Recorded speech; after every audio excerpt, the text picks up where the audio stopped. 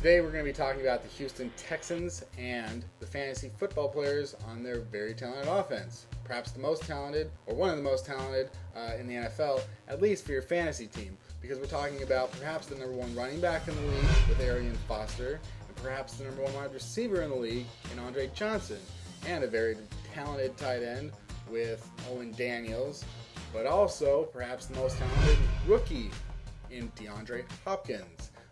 So you look around and maybe one of the most talented backup running backs in Ben Tate. A very talented offense, and it all comes around Matt Schaub.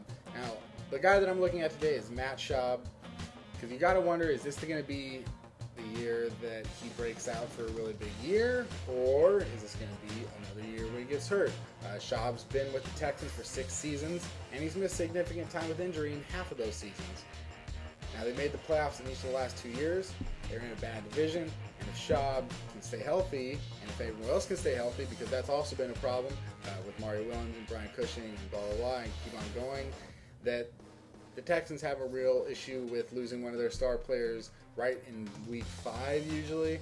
But for Schaub, it's really a good opportunity for him to take it to the next level.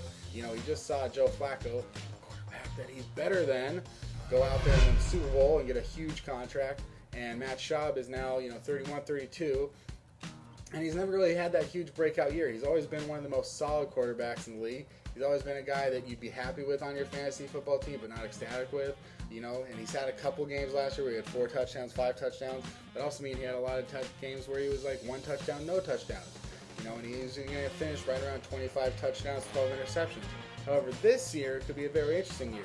You've got perhaps the best left tackle in the game, and like we said, perhaps the best running back, perhaps the best receiver, perhaps the best rookie receiver.